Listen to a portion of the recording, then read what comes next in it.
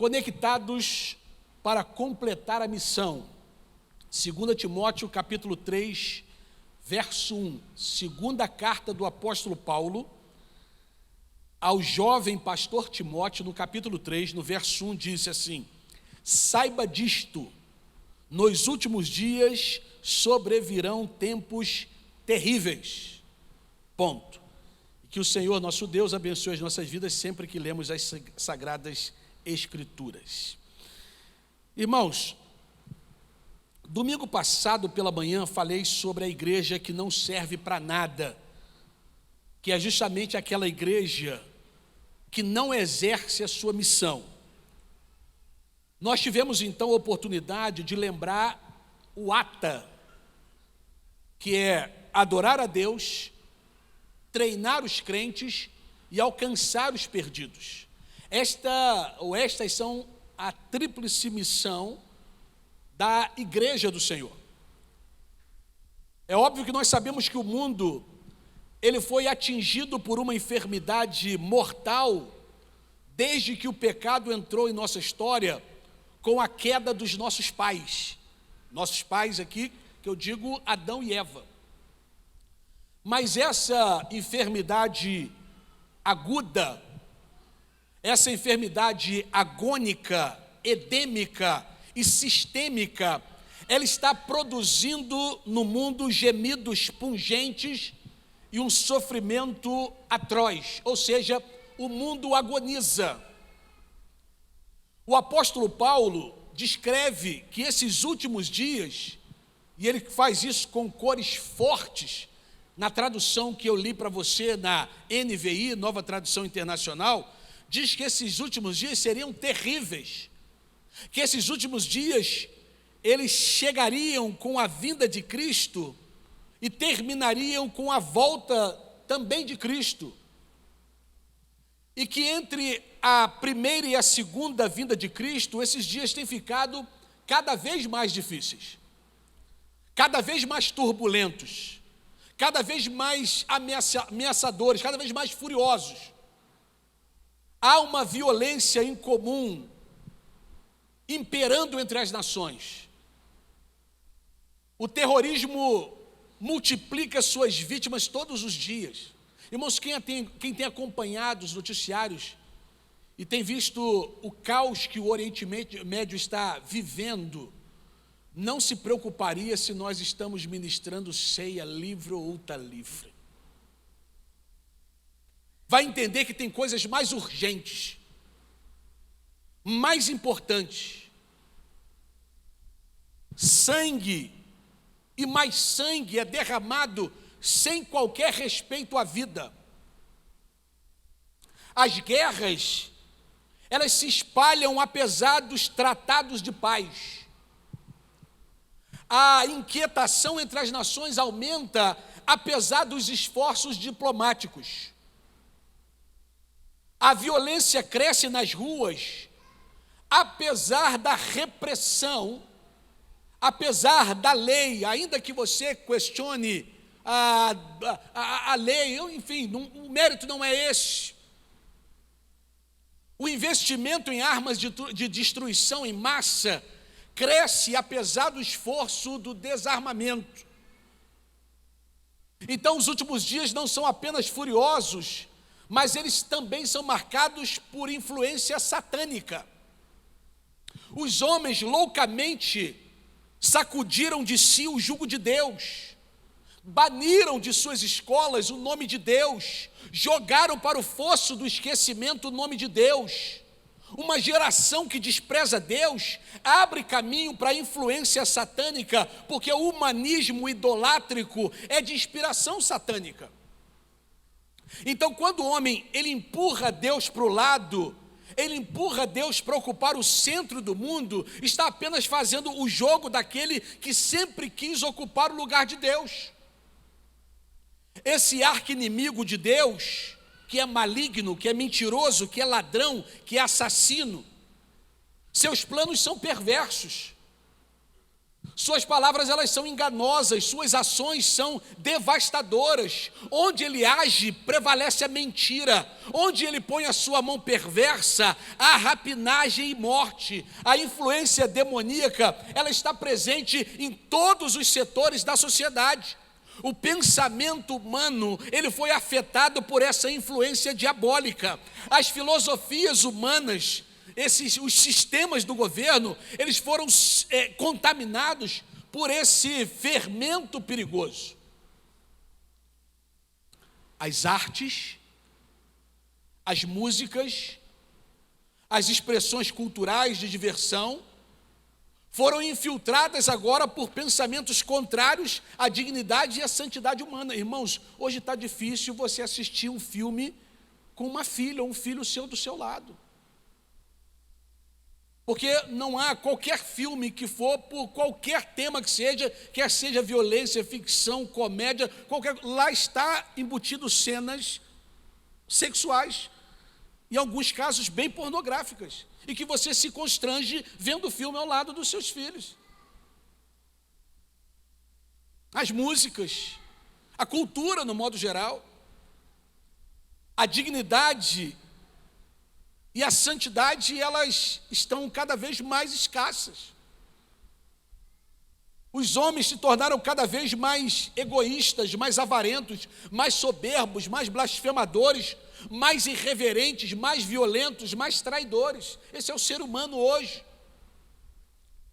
Amam a si mesmo mais do que o próximo.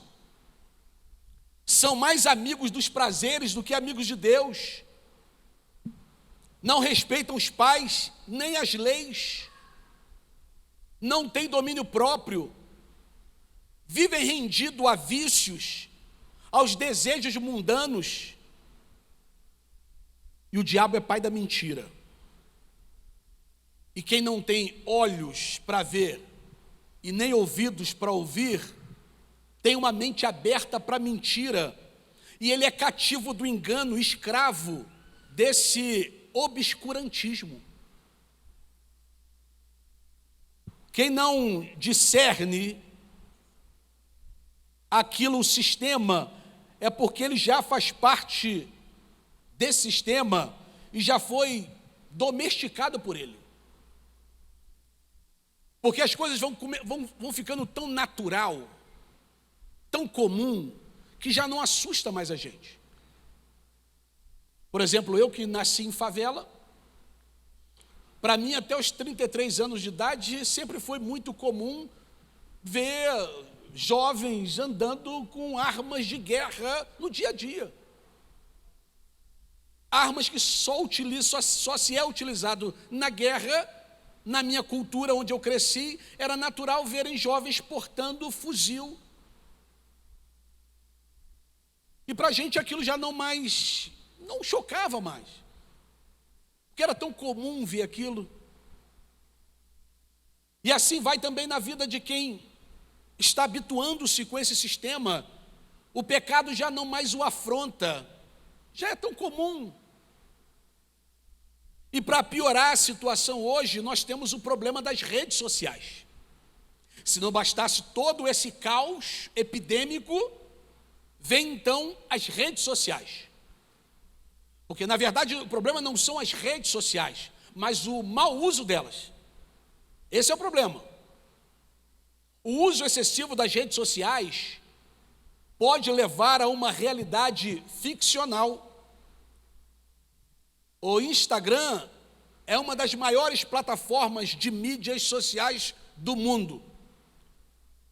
Os jovens são os que mais utilizam essa rede. Mas apesar da popularidade do Instagram, ele foi eleito a rede social mais tóxica para a saúde mental dos seus usuários.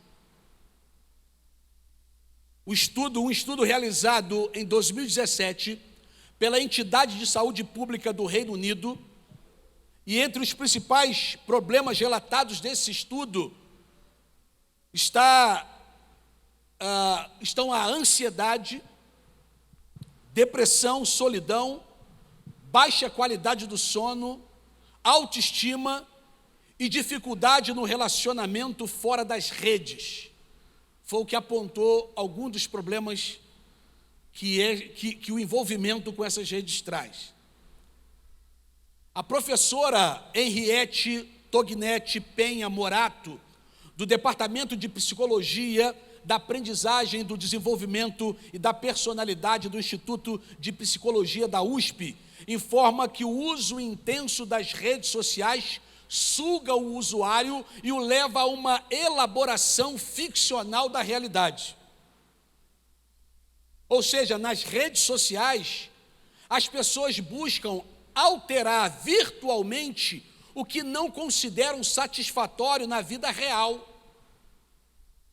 É uma outra vida. Cada um tenta dizer as coisas da maneira como vê e às vezes provoca para ver e como vão reagir. É uma distorção criada para modificar a própria realidade com a qual não se está satisfeito ou criando para provocar alguma coisa. E quanto mais se busca a perfeição nas redes sociais e se negligencia a vida real, mais infeliz o usuário pode se sentir. 85% de todas as fotografias que são postadas nas redes sociais são editadas. 85%. Ou seja, apenas 15% das fotos são naturais. Todas as outras são colocadas, de alguma forma, uma maquiagem. Isso é um problema, porque se desenvolve uma autoestima virtual e não pessoal. E quanto mais o indivíduo busca se equiparar a essa vida paralela, mais infeliz ele vai se sentir na vida real. Mas talvez agora a sua pergunta seja: as redes sociais, então realmente elas fazem bem para quê? Um estudo feito pela Instituição de Saúde Pública do Reino Unido, em parceria com o Movimento de Saúde Jovem, apontou que as redes sociais mais usadas provocam efeitos positivos ou nocivos à saúde humana, dependendo de como ela é utilizada. Então, entre as que provocam efeito positivo, se destaca o YouTube. Entre as que prejudicam o desempenho dos jovens estão o Instagram e o Snapchat. A mídia social, ela tem sido descrita como mais viciante do que cigarros e do que o álcool.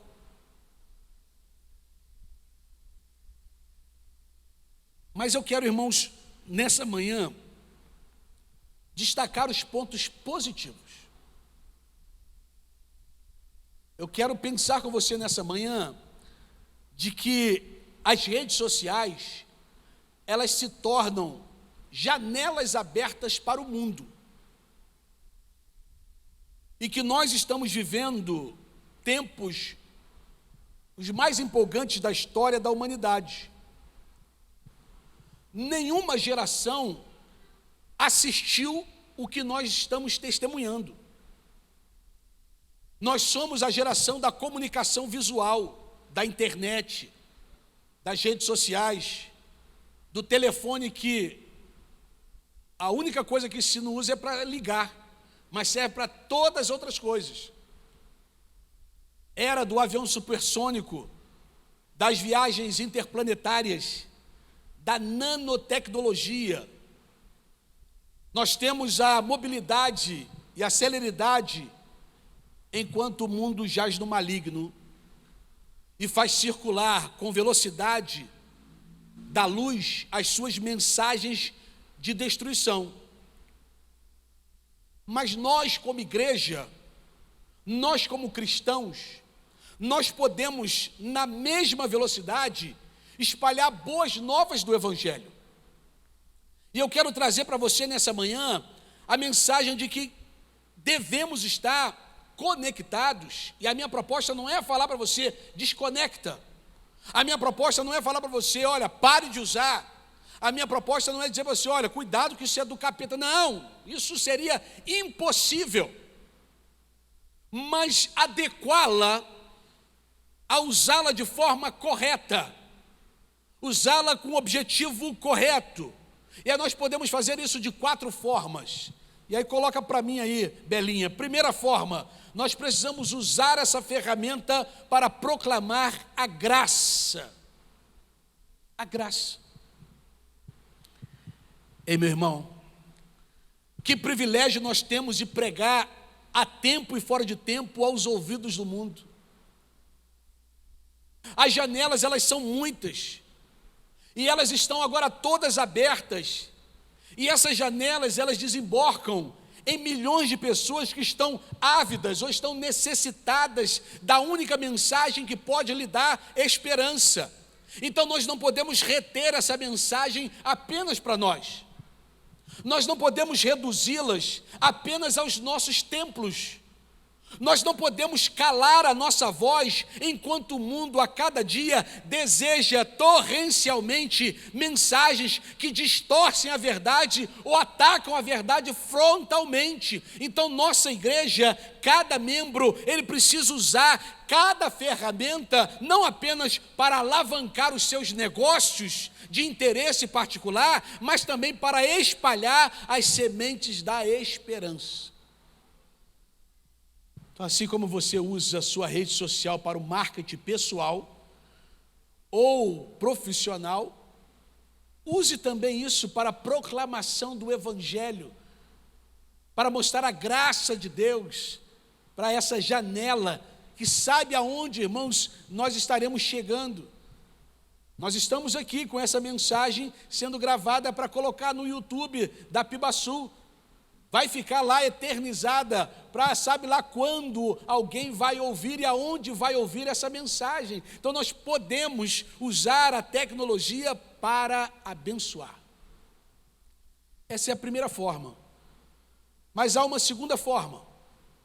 Nós precisamos usar todas as tecnologias disponíveis com excelência para que a mensagem da graça chegue mais clara, mais rápida até os confins da terra. Rapidez e clareza. Irmãos, como igreja, nós precisamos trabalhar com excelência na produção de conteúdo, na captação de som e imagem, mas ao mesmo tempo termos uma estrutura de qualidade para transmitir esse conteúdo com clareza e eficiência. Por que nós não fazemos culto online? Fizemos na pandemia, mas hoje não temos mais. Por que a gente não consegue acessar de casa, no horário do culto, as nossas redes sociais e ter também o momento do louvor e ter toda a mensagem agora ao vivo? Porque eu entendo que a nossa igreja ainda não tem instrumentos, ferramentas de qualidade para ter cultos online de qualidade. Para fazer de qualquer jeito, eu não faço. Porque tudo que é feito de maneira profissional, empresarial, quando é feito para negócio, faz-se o melhor. E por que quando é para Deus tem que ser meia boca? Eu não posso ter apenas uma câmera como nós temos aqui hoje. Num culto de qualidade, nós precisamos de no mínimo 3 câmeras. Nós precisamos de gente capacitada, treinada. Nós precisamos de uma série de coisas para que esse culto, onde seja visto com qualidade. A igreja, ela precisa compreender o tempo que vive e ela precisa investir em equipamentos e em pessoas para que essa mensagem contemporânea, ela chegue aos ouvidos das pessoas. Porque imagina você, eu e você, estamos aqui em Manhuaçu, estamos com dificuldade de entender a igreja nesse processo contemporâneo. Estamos com dificuldade de ver que nós estamos evoluindo e que algumas mudanças, elas acontecem na igreja. Então, se eu e você, que moramos no interior, nós temos dificuldade de compreender essas mudanças. Você imagina se a gente levar isso lá para fora. Então eu entendo que reduzir a mensagem apenas a 4 paredes é uma falta de mordomia com o tempo, com os recursos e com a possibilidade que Deus coloca diante de nós e que nós precisamos avançar, mas precisamos fazer isso com qualidade. Não pode ser feito de qualquer jeito. Nós não podemos pregar apenas em nossa Jerusalém se juntos nós podemos chegar aos confins da terra com essa mensagem poderosa, mas precisa ser feito com qualidade, precisa ser feito com excelência. Precisamos usar foi falado isso aqui na EBD pelo Rodrigo. Nós podemos até, tem que botar um prego na parede, podemos até usar o alicate, podemos até pegar o socador de alho, podemos até em algum momento ali, a gente faz com o que está na mão para fazer, porque não tem a ferramenta correta, mas o correto é usar o martelo. E não é só usar o martelo, é saber como usa o martelo, senão você vai dar uma martelada no dedo em vez de no prego. Porque não basta ter apenas o prego e a ferramenta que é o martelo, precisa também saber utilizá-la. Por isso que as redes sociais, elas têm sido um mal na humanidade, porque elas têm sido mal utilizadas por muitos. Mas quando é bem utilizada, ela serve para abençoar milhares, milhões de vidas. Não só falando de cristianismo, mas falando também de vida pessoal, falando também de vida profissional. Ronaldo, perdoe-me a indiscrição, mas hoje, me fala aí nos seus canais quantos seguidores você tem aí. Uma média aí, uma chuta aí, sei que não dá para dar número exato. 5K. 5. Tá? 5 milhões. Ronaldo hoje, com o Leg Trânsito, o maior canal de trânsito do mundo. É isso? Se eu falar alguma coisa errada, me corrige. Ronaldo e Fabiano, que são o casal. Canal Leg Trânsito. Leg Trans. Maior canal de trânsito do mundo. Mais de 5 milhões de seguidores. Ou seja, a ferramenta sendo utilizada de maneira muito boa, de maneira eficaz, para alavancar um negócio tão necessário. Agora, não podemos também fazer isso. Não podemos pedir, porque, irmãos, está aí. Não podemos pedir ajuda. Ô Ronaldo, Fabi, como é que vocês conseguiram aí? Dá para a gente uma dica aí de como fazer para chegar a isso aí. Quem conhece lá a estrutura do Ronaldo e da Fabi, eu já estive lá, inclusive num dos podcasts que ele tem, nós conhecemos a estrutura, o investimento que é feito em pessoas e em recursos para que se alcance o sucesso que deseja. Então nós precisamos fazer isso como igreja. Não podemos olhar essas coisas como se fossem maus. Não, o mau uso daquilo se torna mal. Mas o bom uso se torna estratégico para o reino. Terceira coisa, nós precisamos usar as nossas redes sociais com um propósito santo e não misturado com o vil. Meu irmão, deixa eu falar uma coisa com você. Da mesma fonte, diz a Bíblia, que não pode jorrar água doce e água amarga. Se a sua rede social é para atacar os outros, não fala de Jesus dela, não. Aí abre outra. Faz outra. Bota lá, Márcio Crente. Tem a rede social do Márcio Melo e tem do Márcio Crente. Porque é impossível você meter o malho em alguém, quer quem que seja, no Lula, no Zema, na Imaculada, estou falando as 3 autoridades aqui, e no post seguinte dizer Jesus ama a todos. Não vai dar certo, porque a mesma fonte não pode jorrar água doce e água amarga.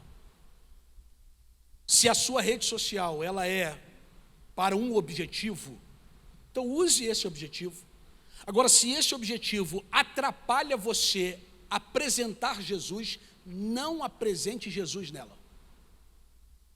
Porque a Bíblia diz que é necessário que venham os escândalos, mas ai daquele por quem vier os escândalos.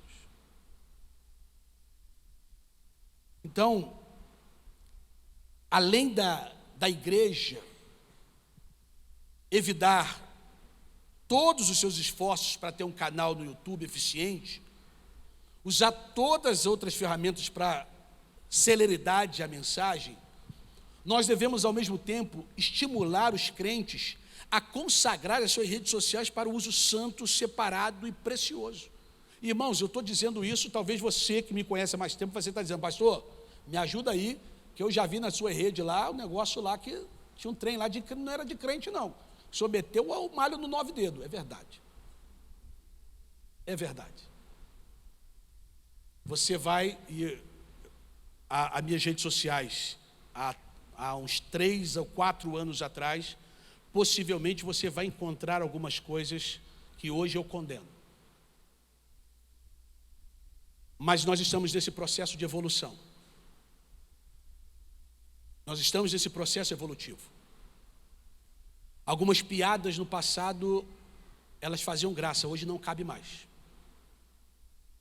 Alguns tipos de brincadeira, eles eram comuns antigamente, hoje essa brincadeira não cabe mais. Alguns comportamentos na vida de alguns crentes do passado cabiam, hoje não cabe mais.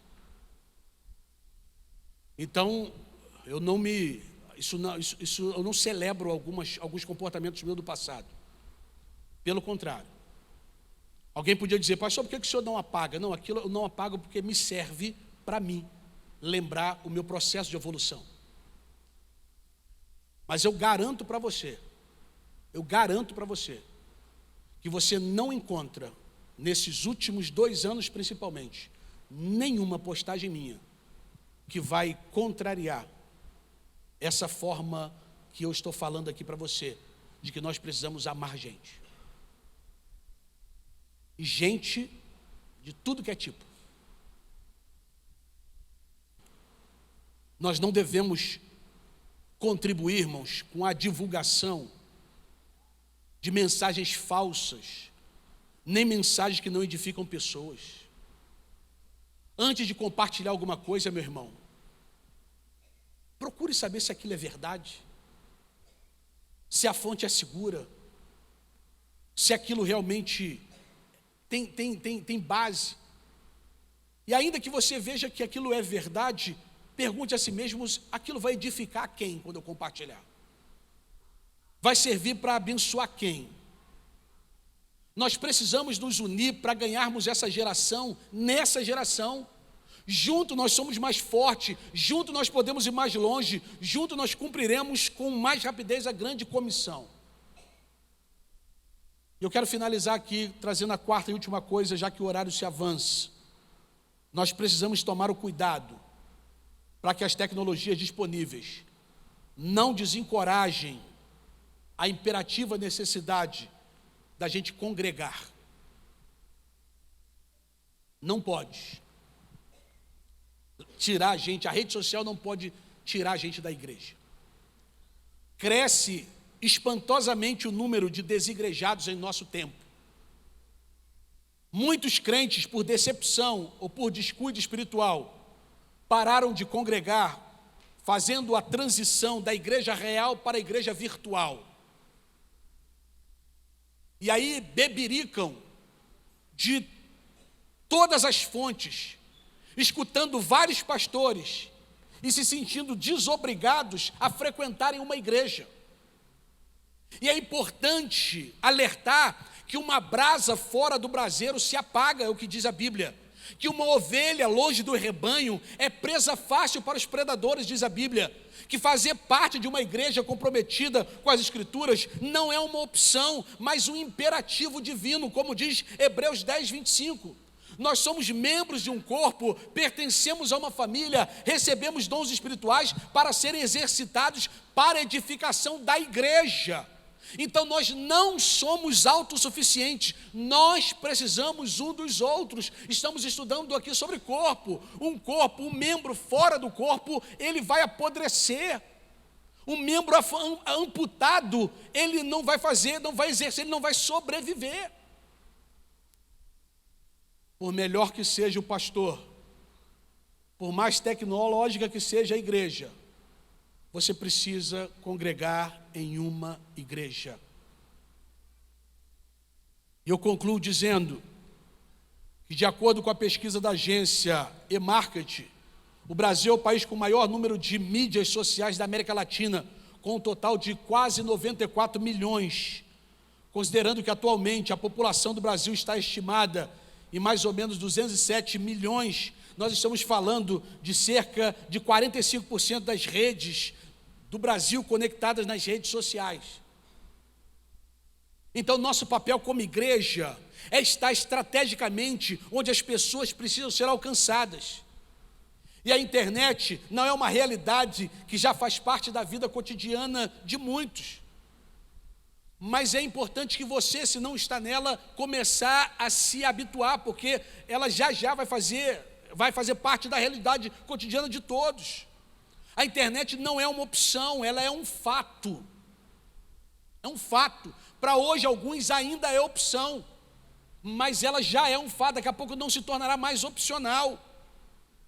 A evangelização, então, não pode deixar de levar em consideração essa realidade. Então, nós somos chamados, portanto, a viver bem, sabendo que a rede faz parte do nosso ambiente virtual e que nela já se desenvolve uma parte da nossa capacidade de fazer experiência. A rede social, ela é um tecido conectivo das experiências humanas e não um instrumento. As tecnologias da comunicação, elas estão criando um ambiente digital no qual o ser humano aprende a se informar e conhecer o mundo e a estreitar e manter vivas suas relações, contribuindo também para definir uma forma de habitar o mundo e organizá-lo, também o mundo eclesiástico. Então, o anúncio da palavra de Deus também pode e deve ocorrer no contexto midiático. Hoje as mídias sociais oferecem a oportunidade de tornar mais significativas as experiências vividas com Cristo. Hoje as redes sociais para a igreja é o único ambiente no qual é possível, com um clique, alcançar milhares de pessoas ao mesmo tempo. Jesus disse que faríamos obras maiores que Ele. E a internet tornou-se uma ferramenta para cumprir esse legado que Ele nos deixou, proclamar as boas novas aos 4 cantos do mundo, rompendo as paredes do templo. Que às vezes alguém, quando leu esse texto, quando Jesus disse, vocês farão obras maiores que a minha, talvez alguém fica pensando em milagres. Mas quem sabe agora é importante você pensar nessa proclamação do Evangelho. Jesus, pela sua época, ele teve limitação de proclamar o Evangelho de forma universal. Hoje nós podemos fazer essa obra maior que Jesus, de proclamação do Evangelho. A forma de conexão hoje em dia é diferente daquela de 10 anos atrás. E o mais importante, agora é discernir essa estação e agir de forma estratégica para o avanço do reino de Deus. Por isso, finalizo. Não é pecado usar a rede social. O pecado é mal usá-la. Use-a visualizando ela como uma janela aberta para o mundo. Fazendo isso, obras maiores que Jesus faremos. Conectados para cumprir a missão. E a missão é: ide por todo mundo e pregai o Evangelho a toda criatura.